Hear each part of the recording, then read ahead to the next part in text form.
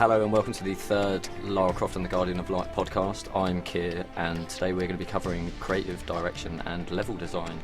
And with me I have Jeff Wacjs, Alex Wilmer and Daniel Neuburger, so say hello guys. Hello. Hey. I don't know why I'm here. Why am I here? You're here... You come to all of them because you're silly. Because you helped set up the microphones over the last 40 minutes. And, it's like my time is so unimportant. No, there's a question for you at the end. There is a singular question for you. And it's a very important question, but we'll come to that later, and I'll explain why it's very important. Take the microphones back down. So I've got, as usual, a ton of questions from Tomb Raider forums and some from the IDOS forums as well. So we're going to work through those. But I believe Dan, the creative director, congratulations on your first child, by the way. Yes, thank you. That's good news. Yeah. Not a lot of sleep, but good news. I'll start off with asking you guys a little bit about your career history. So Alex, we covered that last week. Well, when I and your various travels. So I'll start off with you, Jeff. Your job title is lead designer. Is that correct? It is now. On Guardian of Light, I was a level designer, one of the few level designers on the project. For 3 years, I came on at the beginning of Underworld production. Sorry. Very professional. Very professional. Say from 3 years. I've been at Crystal Dynamics for 3 years. I came on at the beginning of Underworld's production cycle. Okay. And your job is to design the levels and the puzzles and all the good stuff?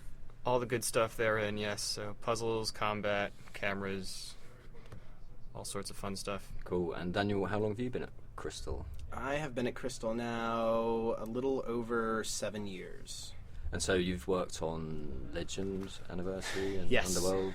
Legend, Anniversary, Underworld, the Underworld DLC, and now this. So everything that we've done with Tomb Raider and Lara Croft I've worked on. And what were you doing before Crystal? Well, before... I did work on one game at Crystal before we got the Tomb Raider series, which was Legacy of Kain Defiance. And before that, I was actually doing freelance 3D graphics for like big companies. It was pretty boring work. Have you always done... how did you start in the industry? So, I guess, I don't know if you guys want the full story of that. I was not very studious when I was in school. I did like video games a lot. Mm-hmm. Tomb Raider actually being my favorite game around the time all of this came about was 96. I was 16 years old, and I got expelled from school. I didn't have a lot of options. My sister was in art school, and she said to me, hey, you're not doing anything else. Why don't you go to art school? I wasn't really an artist of any kind, but I'm like, well, they'll take anybody, so I don't have a lot of other options. So I got my GED and went to art school and kind of fell in love with doing 3D graphics, and I already liked doing video games, so I had to do a short stint of doing horrible 3D artwork for major corporations and hotel chains, but... Sounds fulfilling. Yeah, I went into video games. First job in video games was Crystal Dynamics. So let's crack on with the first question, which comes from Scremany, I think, from Tomb Raider forums, who would like to know, did this project come into consideration as being the next Tomb Raider early on, or has it always been pictured as an arcade mini-adventure? And I think GGCT UK also asked a similar question. No, I mean, it's the main point of this. Our studio head, Daryl Gallagher, was really interested in getting into the digital space.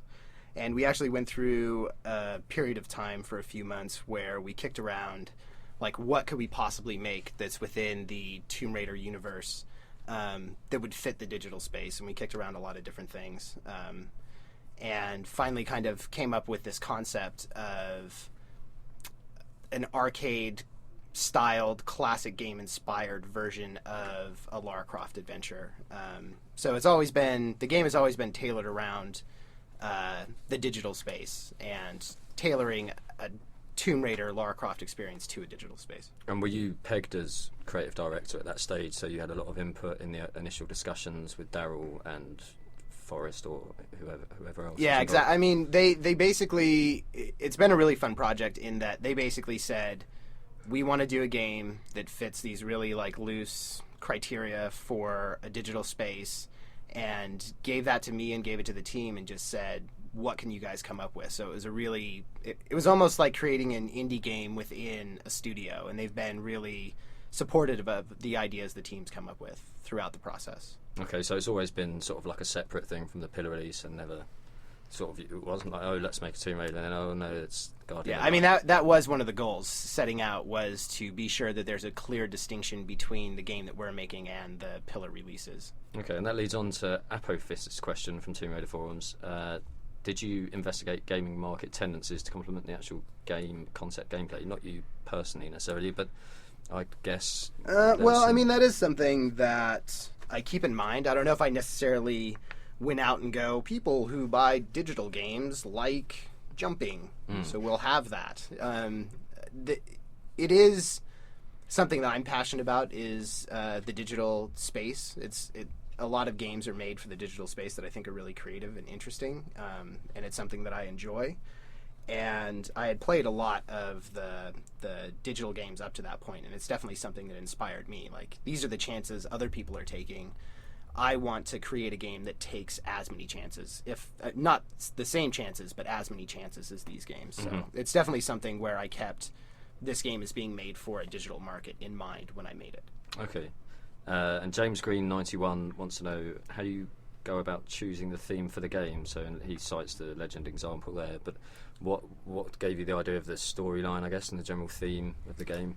So I guess one of the things for this game that's different than Legend and Underworld, which tended to be relatively story heavy, and this game is story light and focuses a lot on the gameplay aspects of Lara Croft games and Tomb Raider games that I loved, and pulls back from the story a little bit. So those games, we would kind of come up with a narrative and form a game experience around that. And in this case, I came up with the game experience that I was looking to do and formed a narrative around that. So I actually looked into mythology that fit the tempo and storyline that I wanted to do, and the player moves and things. So it was a little bit in reverse from how we normally do it. Okay, but so did you have other themes in mind, obviously, and then you kind of picked the best one that worked?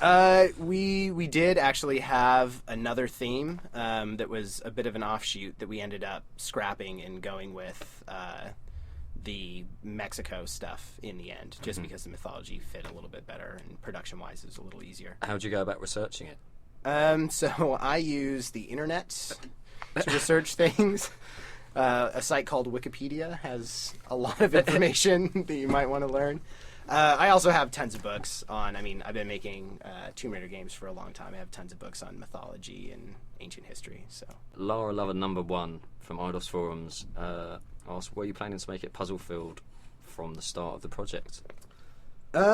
So the goal for this game for me from the start of the project was to really try to nail that even split action adventure. So you're spending an equal amount of time doing combat, exploration, platforming, and puzzles, which I think is, for me at least, is the most fun version of a Lara Croft experience.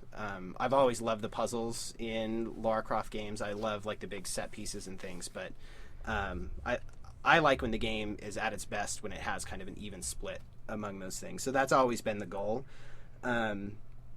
The combat we focused on early in this game because I felt like for the digital space especially, that's where we needed to do the most work to get that even split. So there was a big focus on combat early on this, and then we kind of did what we know how to do best with the puzzles and platforming and things. Okay, and Jeff, as a level designer, and you're responsible for some of the best, well, my personal favourite puzzles in the game, were you involved like from the early stages of making the game puzzle filled and deciding how many puzzles there's going to be in each of the levels? Or it's really a balance that we worked on over the course of production. So as Neuburger said, we worked a lot on the combat early, and some of the early levels were a lot of combat and not a lot of puzzles. And so one of the Spider Tomb was actually one of the first levels that went into production. That was very specifically a puzzle-oriented, a platforming-oriented level. So it's a balance we had to figure out early on, and moving forward, I think we really did hit our stride. Nice. Helion555 said, you created a game that's very creative, so props to all the developers. Thank you for the props. That includes you, Alex. Oh, thank you. He didn't have much to do with creativity. That's not true. He's a very creative guy. There's a quote I just remembered from someone on Kotaku who said, "No offense, but Mr. Daniel Neuberger is an idiot." I didn't know why that just popped into my mind. If you put "no offense" in front of something, it doesn't mean that it's not offensive. I'm going to add that also, just so people know. Were you offended? Not really, no. Oh, okay. Well, so no offense was. But just be careful if you're talking about other people. But I like how he was polite. He said Mr. Daniel Neuberger. Yeah, I did think that the Mr. Nobody calls me Mr. Daniel Neuberger. That's for sure. I enjoyed that part of it. Yeah. I tried to focus on that aspect of the comment, not the latter part. So Helion 555, the second part of the question, Mr. Daniel Neuberger, was what proved to be the most difficult task to make creative in the game? In other words, which aspect of the game was hardest in the creativity department? So the biggest things that we had to tackle, co-op for the first time, and we had also never done a game that was in an isometric perspective. So there was a pretty huge learning curve on both of those things of what's fun, what experience can you create in an isometric view that is fun for two players, and what should two players be doing, interacting with each other to have fun? How do we... The biggest thing I've always been shooting for on this for the co-op, which took a while to figure out the best way to get it, is to get the two people playing the game, hopefully on the couch, communicating and actually talking. When I was a kid, playing co-op games like Toe Jam and Earl and other Contra favorites like that with my older sister, that was the most fun of those co-op games, is the fact that I wasn't just playing a game, I was playing a game and I was talking with my sister at the same time. I was yelling at her, we were cheering about beating something, and it really is that conversation you get with the other person that makes that fun, and it was hard to develop that aspect of the game where you really get people excited about working together or working against each other if they choose to do that. Mm-hmm. And Helion's, the next question is about the influences you've drawn on. So you mentioned Toe Jam and Earl, which I remember playing on the Mega Drive as a kid, which was awesome. And it's quite odd, but it was funny. Yeah, it was a good game. I especially like the credits at the end of that, where they remap the buttons to do little funny sounds. So during the credits, you can go Toe Jam, big girl, big girl. It was a great game. It was great to. Are there any other games that you could cite that you kind of inspired you? I mean, the biggest influence. I mean, I haven't just worked on Tomb Raider for a long time. Even before I had worked on it, which I was thrilled to find out our studio got it back for Legend, Tomb Raider has always been one of my top 5 favorite games of all time. So I look back on the classic Tomb Raiders, especially Tomb Raider 2, which is my favorite among all the Tomb Raiders. And I kind of draw on that and go, maybe that's kind of an old-fashioned game and people wouldn't be into it, but it had a lot of really interesting, creative ideas, and I kind of take those ideas and put a modern spin on those. And then also put that through the classic gaming experience, so like Toe Jam and Earl and Contra and games like that. And it's kind of created this sort of weird blend of modern game, old Tomb Raider, and kind of really classic co-op games. How about you, Jeff? Are there any games that you could... or any games that inspire you in terms of the puzzles they use? Or? So definitely. I was also played the original Tomb Raider back when it came out. Mm-hmm. The first one is still my favorite. Like Neuberger said, it does a lot of things that are considered old-fashioned, but a lot of the deliberate choices it makes still are done very well, and there's a lot to learn from there. Puzzle-wise, we looked at a lot of different sources from a lot of different genres, actually, so...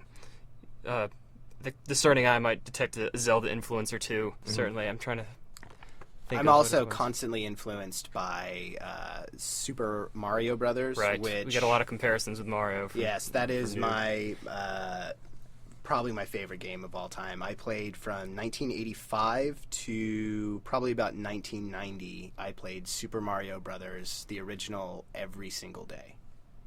Wow. Yeah. That's impressive. That's a lot of Super Mario Brothers.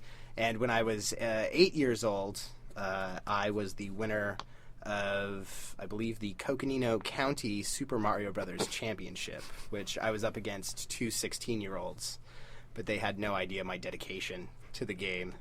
Your family must have been proud at They that, were, at that stage. yes. The prize was also fantastic. I won a free game, Wow. which was fantastic. Which game was it? Okay. I You can go on to believe play for another I 5 think years straight. I think the game that I picked was Zelda 2. Zelda 2. No, you picked well. Yeah, That's some good. Everyone. Did you complete that? Zelda 2. I beat almost when I was that age. Anymore, I try my best to beat games that I get, but I'm very busy, especially with a crying baby now. It's hard to beat games, but back then I pretty much beat every game that I got, with a few exceptions. Jaws. I don't even understand that game at all. I mean, I only played it when I was a kid, but I didn't. Not only could I not beat it, I didn't understand what I was doing. It was just a constant. It was a constant fight against Jaws that I couldn't win, and it would go on for hours, and I couldn't win. I had a similar experience with the Terminator 2 game. Terminator 2. I think I got to like the second level when you're going down. You're being chased by the car. So No, I never played that game. yeah, It's good. I can understand it better. And now, I won't mention the games that I failed to beat because we've only got an hour and a half. But the next question is from Clara from Captain Alban, which is the biggest French site, C'est Formidable, and she's recorded the question. So, Alex, will you do the honours? Hi, I am a real-life archaeologist, and so is my roommate. And I am slowly converting her to Tomb Raider. So first I'd like to thank you for Lara Croft and the Guardian of Light. I was lucky enough to get an early code yesterday, and we've been playing it in co-op mode, and it's really tons and tons of fun. So my question would be, well, earlier today we were both talking about the environments that you include in the games, and as archaeologists we tend to pay a lot of attention to the remains of ancient civilizations and stuff like that. So I was wondering if you are using any art history books specifically to build those, or do you take your inspiration from everything and everywhere? And also I was wondering if you're planning on taking any more field trips like you did for Mexico and I think for Thailand before Tomb Raider Underworld. Thank you. So thanks very much, Clara. So she wants to know if you're going on holiday soon, I think, maybe. Well, it wouldn't be me. I know that our art director for this game is the one that went to Mexico and Thailand, and he got amazing photos, which made those levels really authentic. He does. I can't speak of what we might be doing in the future, but he does have plans to take another field trip. I think Clara was trying to be a bit crafty there. Yeah, it is. It is a little bit crafty, but I'll just leave it at that. He's very excited to do it. He loves adventures and he loves ancient history.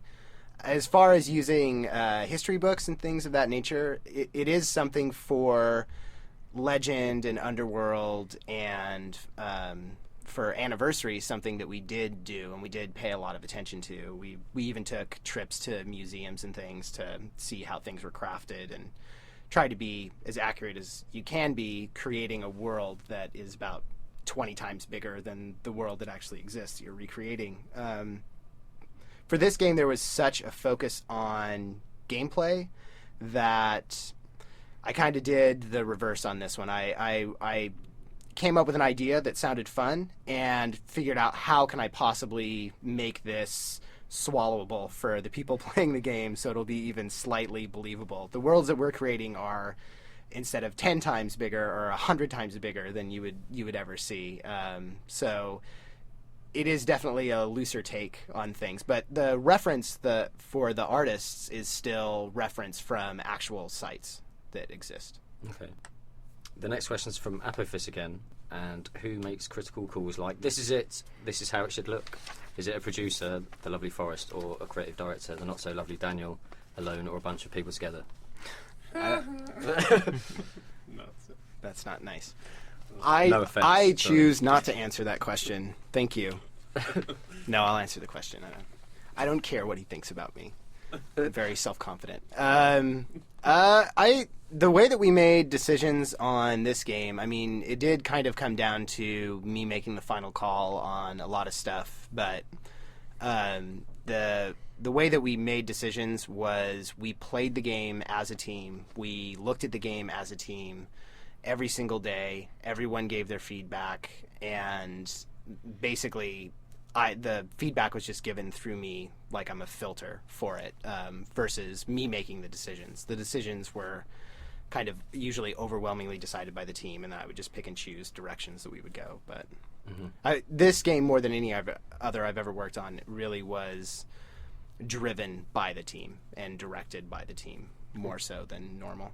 Yeah, and that goes back to something Forrest said in the first podcast, where she said that there were team meetings every morning, and you'd like call out what the issues were, what needed to be addressed, and it sounded like a really collaborative effort because it's a relatively small team, so everyone was able to chip in.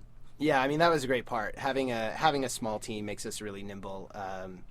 It also makes us, which happened a number of times, where the team would go, "This is the best idea, yay!" and we'd get all fired up about it, and we'd go down that path, and we would learn that we were all very wrong as a team.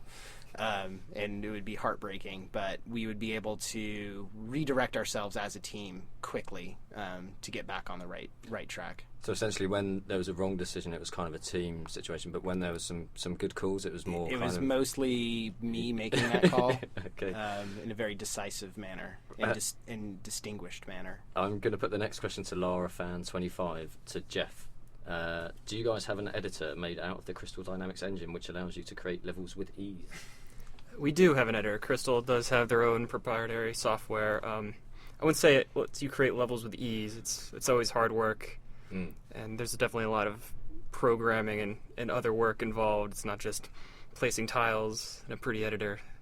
But that said, Crystal definitely has some good tools. Because I've playtested a little bit when you and the other designers are making levels, and it's kind of like we're running along, and then Forrest and I invariably can't get past a section, and so you're like, oh, I might take out those two bad guys and stuff. So it's kind of like it's not too long a process. Well, I mean, I don't know how long it takes, but you can like add stuff in and take stuff out. We do have some tricks we can pull. So yes, if there's a guy that shoots you in the face every time you want to make a jump, I can go in and get rid of him the next time you give it a try without rebooting the game and just not letting you know that I did it and that it's coming up different, so you can play test fresh, as it were. And yeah, there's definitely a lot of things like that we can do with our engine that makes the process easier. And the next question from Lara Fan 25 is, how time consuming is it to program climbable and grabbable surfaces for Totec and Lara? I'm just going to say easier than programming the grapple. Right. That's all. We can get back to on what was the hardest thing to do question that we get later. I can hook that into the editor question too, because for the designer to place the grabbable stuff in the world is actually very, very easy. Right. So that's one of our things that our engine does very well. That's very easy and friendly for the designer, but again, probably less so for our programmers. It just works magically. Basically, no one in this room has. Well, I guess Jeff has a computer science degree. I so do. He has some vague idea of what programmers do for a living. For me, it's magic. It's some sort of magical thing they do. I just ask for something and it happens. And if it's not fun, I blame them for it. Sorry, Alex? I have a computer science degree as well. And Alex does, but I think he has less a grasp than Jeff does. Did you cover that in the Did second you? podcast? What kind of grades did you get? Grades? Average. What was your GPA in your computer science I during achieving this alleged degree? I studied in Ireland, so it's Oh, different. so it's easier. I got a 2-1. I'm sorry, people. A from 2-1? Ireland. Yeah, do you know? Yeah, no, that's just the same in the UK. So yeah, 2-1, that's respectable. Yeah. Yeah. Yeah, I got an honors degree, so. Oh, well, that's good. The next question's from Aussie500, who always asks good questions, and she asks, how soon into production did you start focus testing, and did that input have any effect on the traps and puzzles? Do you feel the need to make anything easier or more obvious because of the focus testing? Were any ideas for traps or puzzles that the team really liked discarded during production, and if so, can you tell us what they were and why you did not think they would have worked out? That is a long It is a long question. but a lot of good questions. We started focus testing, I would say, on this game painfully early. It was great, and it helped to make the game really good, but for anyone working on the game, if you're really early in the process and you put it in the hands of just people who have no idea what's going on in the project, it is painful, to say the least, when all of your what you thought were great ideas get torn to shreds. it's an important step to turn it into something that people can actually play. And I'm really happy that we had a few stages of playtesting. We did team-based playtesting every day and gave feedback. But we all were in on everything, so that's not quite as valid. It's mostly like, I think this is fun, I think that's fun.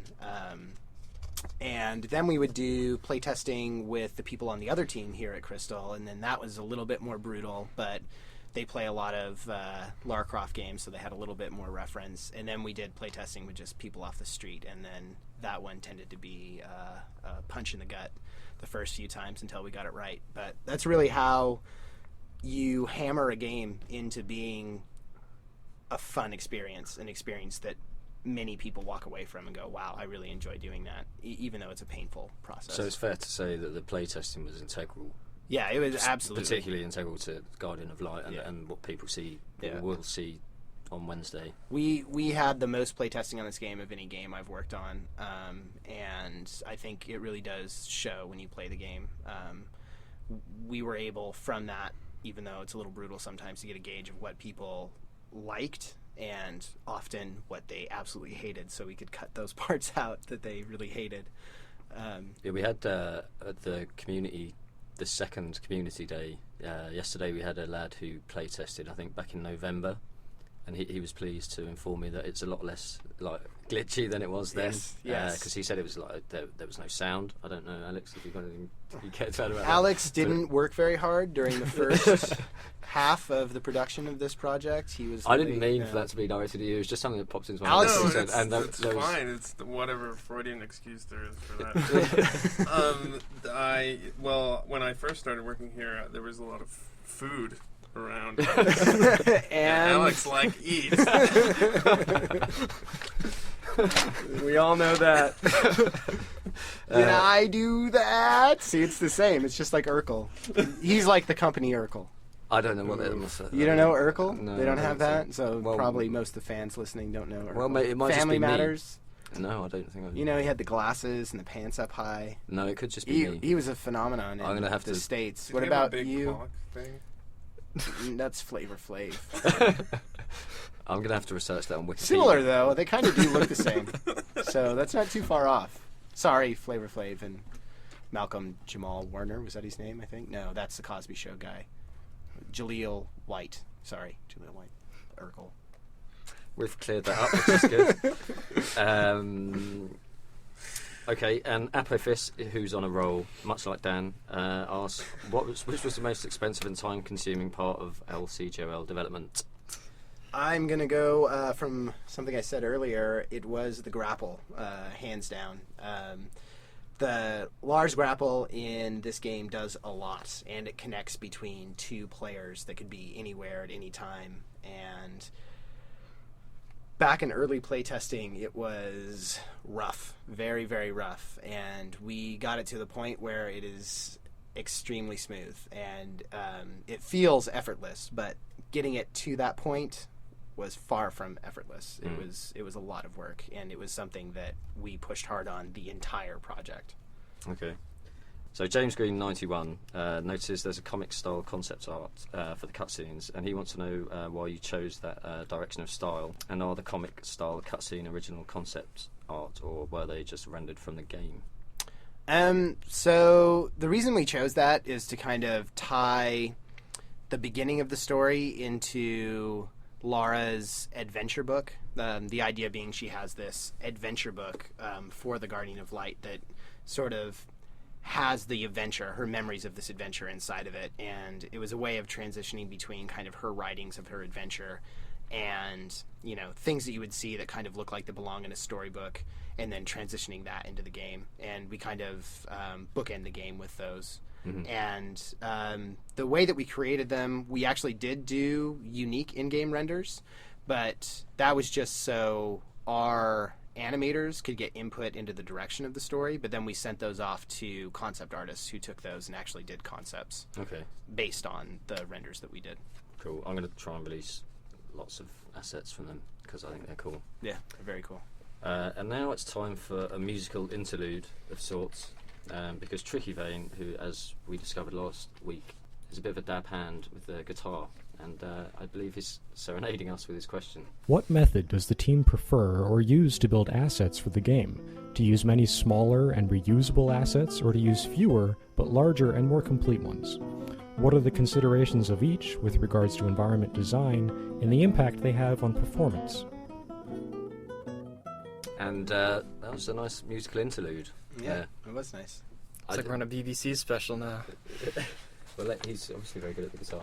So Yeah. if we need guitar for like a future project, then Alex, we know where to go. We know who to go to. Yeah, he's Just the Alex go-to. says, I also play the guitar. Can you play the guitar, Alex? No, I can't. No. Do you play any Drums. instruments? I play the drums and keyboards. Huh. So the question was quite technical. It was. I can take a shot. I guess another part of my history here at Crystal Dynamics is that I was an environment artist starting out and art director for a short stint, lead artist on Underworld, so I have a pretty good knowledge of how the worlds are built. The worlds in Guardian of Light were built a little bit in a little bit of a different way from how we normally build things. On previous games, things were a little bit more of a one-off, unique pieces built from a lot more assets. And on this game, one of the ways that we achieved fun fast was the worlds in this are built out of a tile set. So we built, let's say, 20 pieces, a stair piece, a floor piece, a corner piece, a wall piece, things like that. And the designers in this game versus the way that it used to go is designers would do a block mesh, which is a really rough part of the world, and then environment artists would take that and translate that into unique artwork and go, hey, this is a palace now, not just a big blue box. In this case, basically all the pieces of the palace were built, and it was up to the designers to take those pieces and put it together to develop a level. So the end result becomes a lot more design specific versus these big set pieces of art. That being said, though, we do have these tile sets and then these big kind of set pieces to mark the trail as you go. So there was a lot of like big set pieces that was unique art, but the world in this case was built out of a lot of kind of Lego pieces, which did help with memory. One of the tools that we have does allow us to use a lot of these pieces without it being as much of a memory hog as the way that we built things before. And also, if we modify one of these Lego pieces, it modifies them all. So if we see that we're using too many polygons in the world, we can just change the one piece and it'll have a larger impact and it will help performance overall. Okay, and did that impact the way you worked at all, Jeff? Absolutely. The Lego pieces were a lot of fun to work with.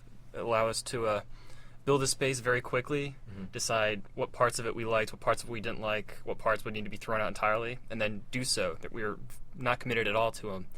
Whereas working with the blue cubes, the block mesh that Noob described, it's a much slower process. But with the tool set and the tiles that we had, we were able to build, throw away, build again, iterate much more quickly to get a space that played the way we wanted it to play.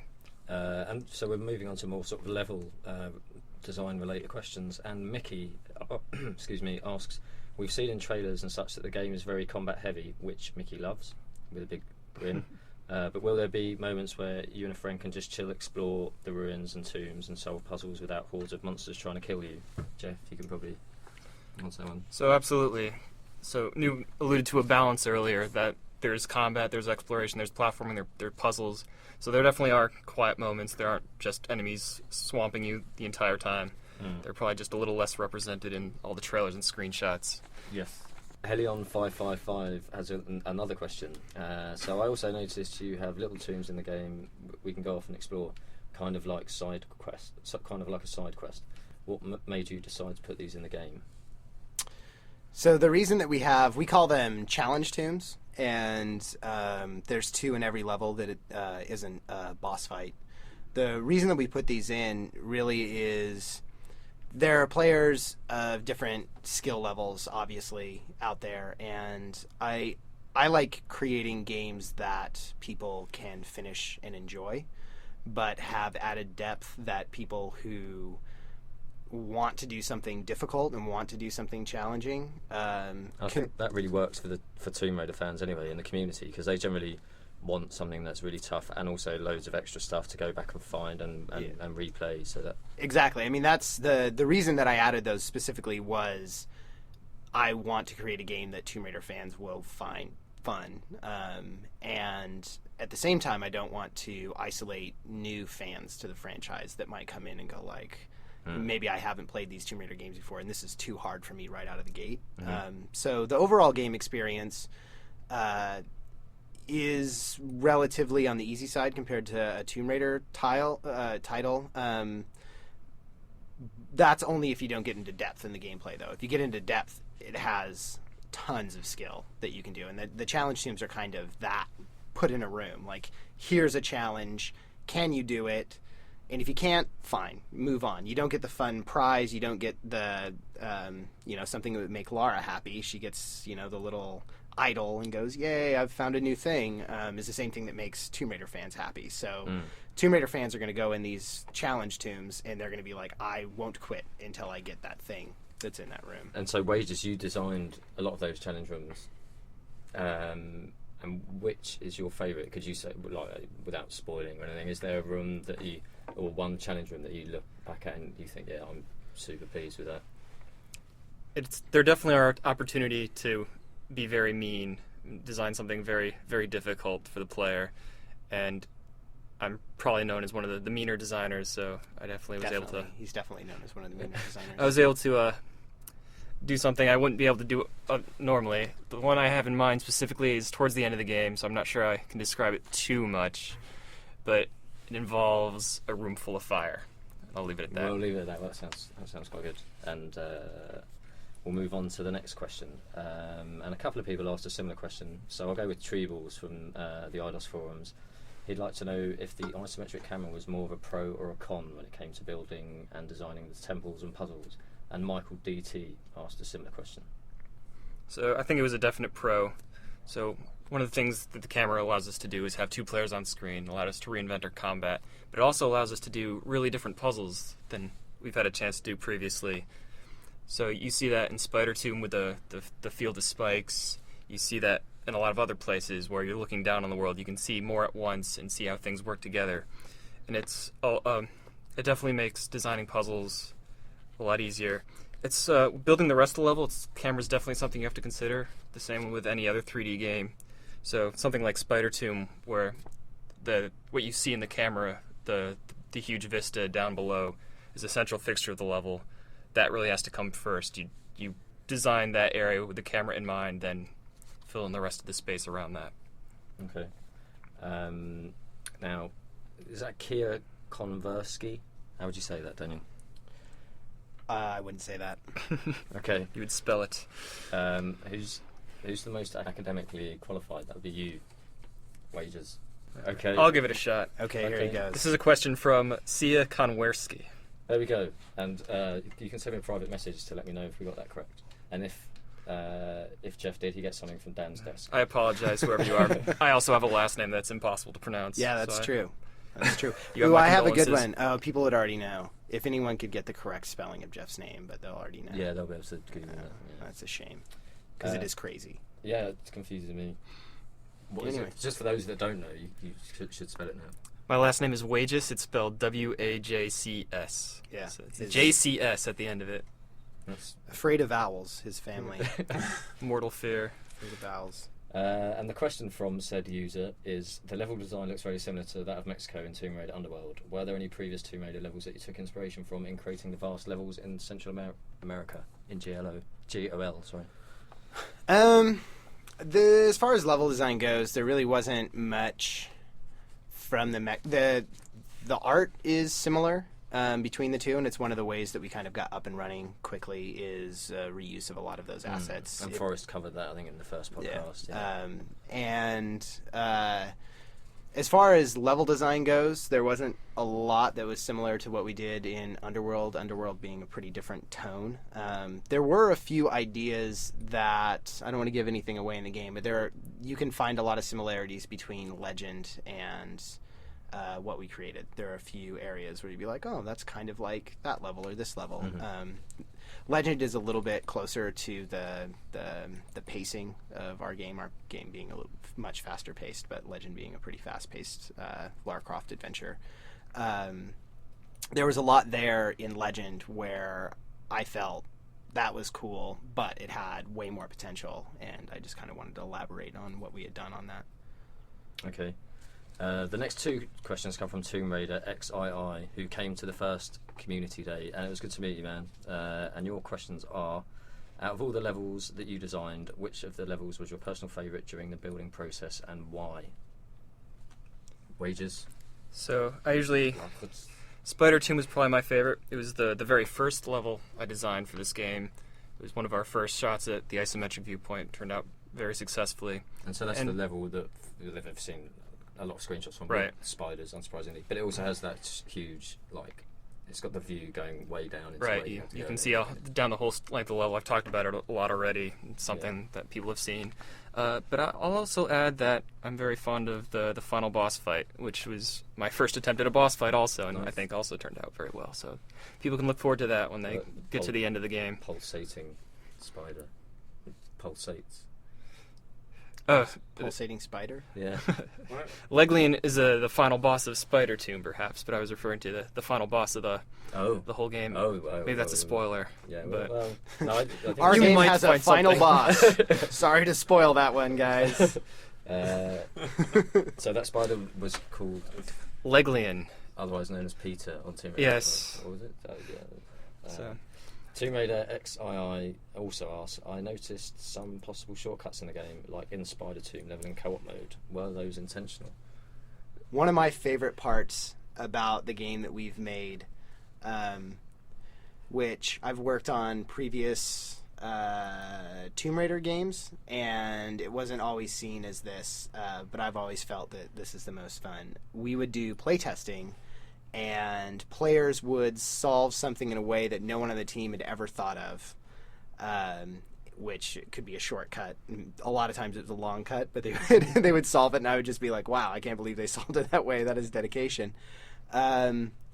The only thing I would ask when people said, hey, they solved it like this instead of the intended solve, I would go, were they having fun while they were doing it? And if the answer was yes, they had a lot of fun while they were doing it, I'm like, well, that's a solution to the problem. And we really tried to tackle things in our game that way. Like, hey, players can use this and this in combination, and they can bypass this section of the puzzle. If they are having fun doing it, then great. They're smarter than the designer that made it. Jeff Wacjs, for instance, they're smarter than, and I'm sure there's a lot of people out there that are going to be smarter than him. And I've actually got some of your sketches, I think, Jeff, that you gave me like a while ago before you went travelling around Europe, where it shows, I'm not entirely sure what it shows, but maybe we'll get a description from you as well, and then we can post them up with the podcast so people can kind of see a little window into your mind, which will show some of the puzzles and the process you go through. Yeah, no, I start off a lot of times by drawing the scary situation, which I imagine the player finding themselves, and sort of reverse engineering the whole thing. So you will see in my sketchbook a lot of the poisonous plants that you've seen in some of the screenshots and some of the trailers. You'll see the grinder that you'll find on the bottom of Spider Tomb. You'll find a lot of those in their earliest phases with, I'm not really sure how the player will get out of it, but I think it's a cool idea to explore. And the next question has been asked by a few people as well. I'll go with Rumbalina UK from the Ardos forums, who asked, while creating puzzles and structuring LCGOL, were you inspired by classic TR games, modern ones, or other games beside TR? And GGCTUK and Helion 555 also asked a similar question. So we kind of covered that earlier on when we were talking about Tomb Raider, and so yes. Yes, definitely. Yeah. So you're both old school fans of the early Tomb Raiders? Yeah, Jeff and myself especially would harken back to Tomb Raider 1 a lot. There are a lot of... Tomb Raider 1 has some of the best level design of any game I've ever played. And I don't think it really gets credit for that, because everyone sees, like, oh, it has Lara Croft in it. Oh, it was the first kind of 3D experience. It's more impressive, especially considering it was the first 3D. And people don't really go back to it and see how well crafted those levels are. They're some of the best crafted levels. And in any game design, just like any great game I've played, any game design I think of, that's in my head constantly, because that's just kind of like, you know, master's school of level design. Like, this is how you do level design that's good. This is how you get a player to flow through and kind of realize that they know what's going on a little bit at a time until they go like, I know everything, yay! And then by the end they feel like they're the master of the space. This what at first is just this overwhelming kind of like space where you're just in awe of like, wow, there's no way I could ever solve this whole thing, which a lot of our levels kind of have that same feeling. And it also is really good at foreshadowing, which is one of my favorite things to do, both when I was an environment artist and as a design lead. It was something I always try to do, is kind of foreshadow, like, oh, it'd be cool if you saw this guy first, or it'd be cool if you looked down into this vista and then made your way down it the whole time. I really like stuff like that. Nice. Lara Fan 25 asks, is there a trick to hiding items and collectibles in the environments, or do you just drop them anywhere? How much planning does it take? There's definitely a trick. So we try as much as possible to build into the world's little nooks and crannies where we know we're going to drop stuff, but inevitably things change. There's other goodies we'll need to drop, and then that's where we get a little bit more creative and finding spots in the world that we didn't even intend for that use, and then building on top of them. So that's where one of our opportunities to get very creative. How, I mean, I know you know the game inside out. How difficult would you say, or how cunning have you been in terms of hiding, like, the skulls and other collectible things? We can get pretty crafty. There's definitely a few skulls in there that someone will raise their fist to the sky in anger before they actually stumble across them. That's what we want to hear. Me and Jeff are kind of on opposite ends of that. We're kind of like good cop, bad cop when it comes to that.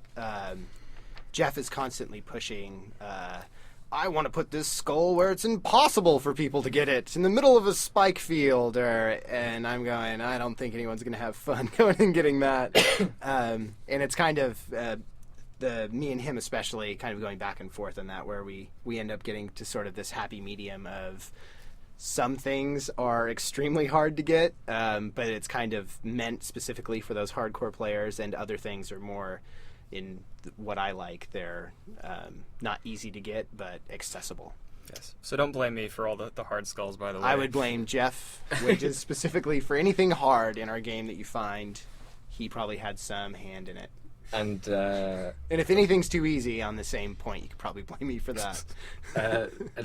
we're going to touch on that again in the when we talk about the DLC a little bit. Lucas from Tomb Raider forums wants to know if there's one level or any levels with one huge puzzle, like in Mexico and Underworld, or are there several small puzzles to do in every single level?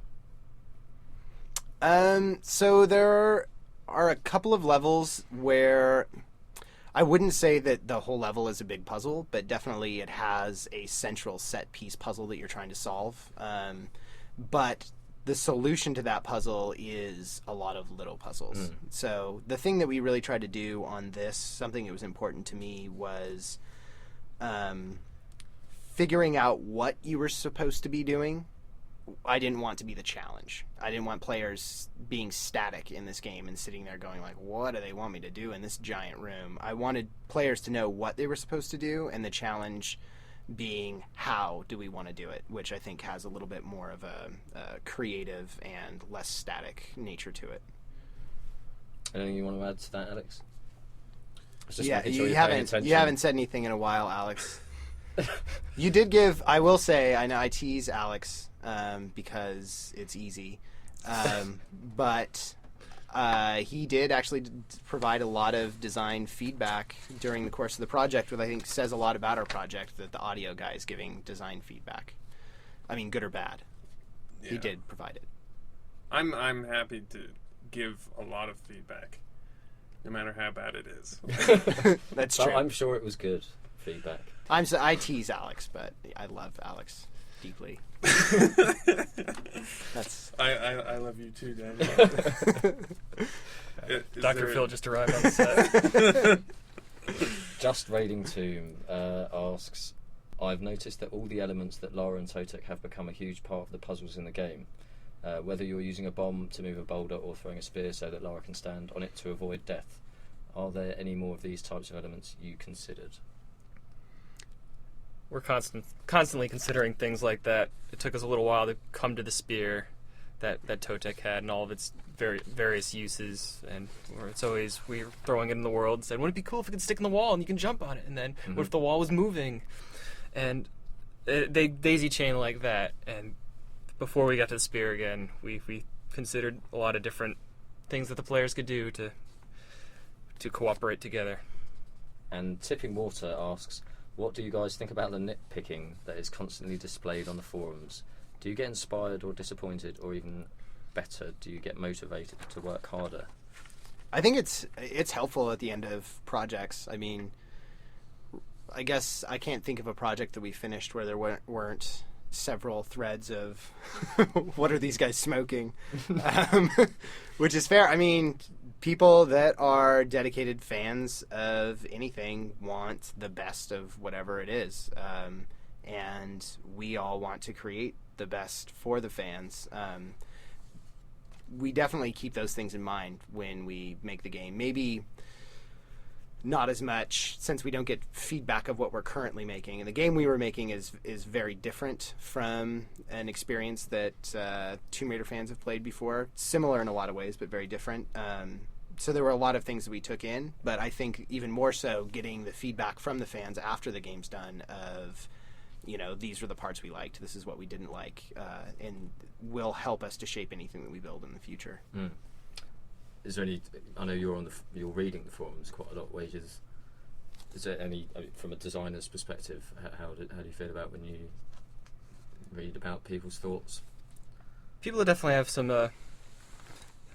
interesting insights looking from outside the project in. I remember reading one post about there's a lot of boulders and pressure plates in these trailers. I hope that's not all the puzzles are. And my gut instinct is that, well, the pressure plates and the boulders are a lot of fun, so it's good that they're getting featured a lot. But I understand that what his worries are, and I think having seen the entire game and knowing what the game is, that yes, there are other things that the players can interact with. I guess, yeah, no, it's kind of tricky. It's like Daniel says, once people have got their hands on the game, and then the feedback will become slightly more informed. That's where it gets a little frustrating, is that if you only had played the whole game backwards and forwards, you would know the answer to that and know it wasn't so. But yes, we can't always, we can't expect that.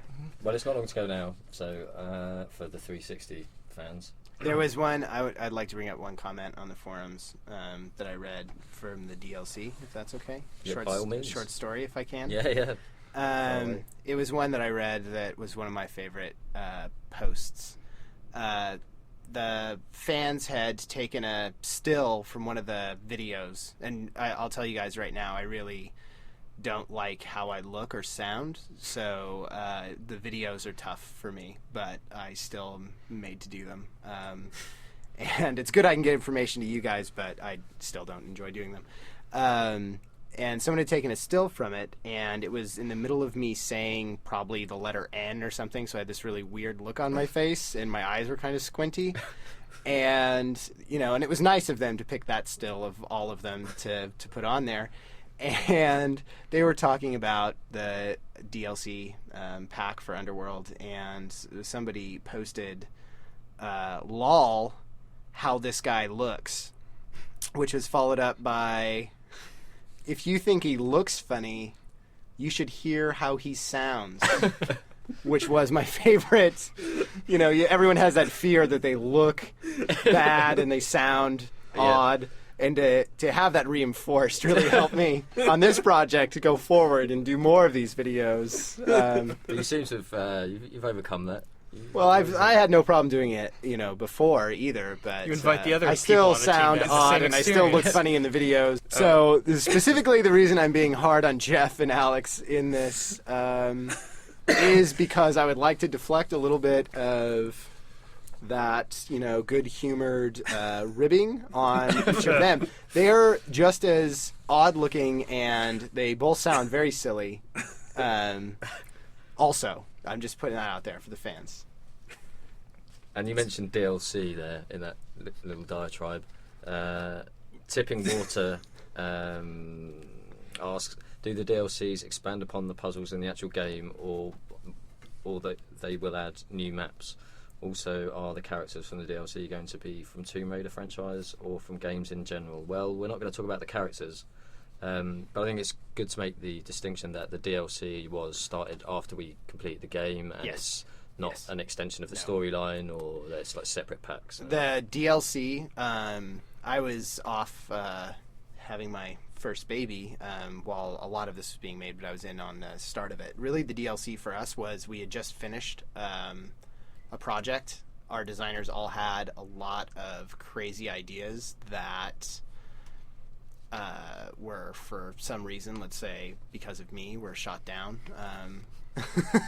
Not all of them, but some of them during the main gameplay just didn't fit.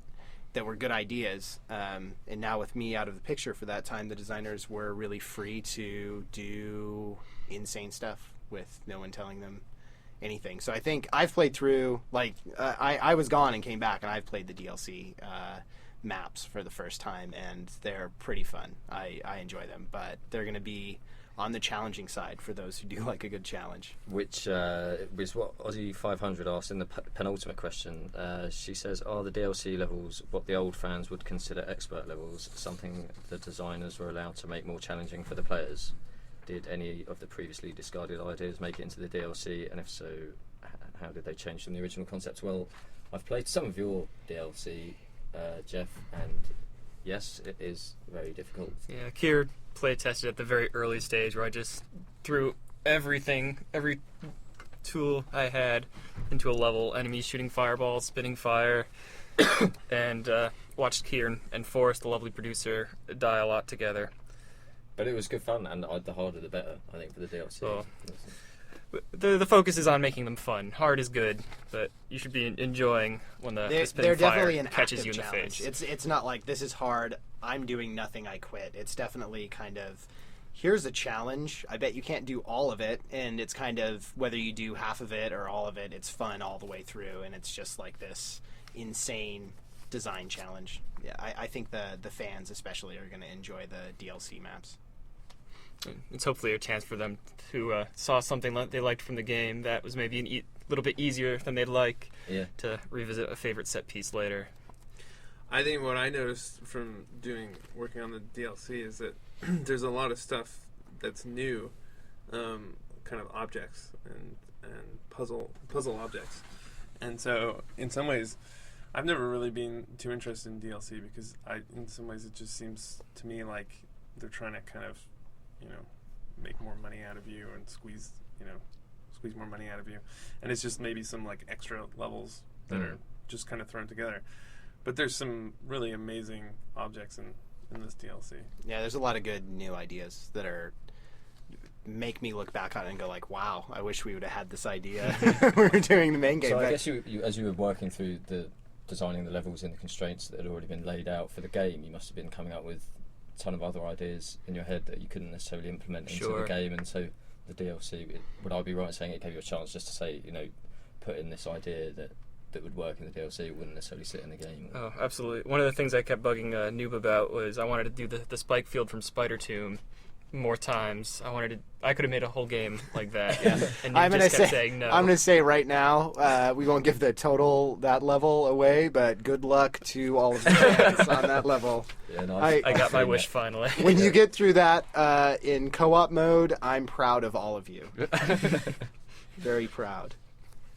And there's a final question which goes to Xmas, who has asked 19 questions over the duration of the last 2 podcasts and refused to ask any more questions. And I'm sorry that we didn't answer any of your questions, Xmas, but it wasn't because any other reason other than they'd already been asked by someone else, or we couldn't answer them because they were about another project, Tomb Raider. But there's one question that we can answer, and specifically that Alex can answer. Hooray, I'm useful. Yay, Alex. And this is it, everybody. Knock it out of the park, man. And so here it comes. And Xmas would like to know, when I saw the red T-Rex, I wondered if it will use the sounds of the anniversary T-Rex, or if it will use brand new T-Rex sounds, trademark. I refuse to answer that question. Oh, you have to answer that. It is. Those are sounds from the anniversary T-Rex. But there are some baby T-Rexes. Oh. Can I say that? Yep. I mean, well, by the time it comes out, it'll be out, right? Yeah. So Yeah, that's Yeah, true. Yeah, you no, have that's true, now. yeah. If you haven't seen those, we apologize. Sorry for that. Sorry Yeah. for Alex. We've let him talk for the first time, And the last time. And this is what he's done. And those guys have a little different kind of voices. And are you able to take credit of those with a clean conscience? Or? No. Okay.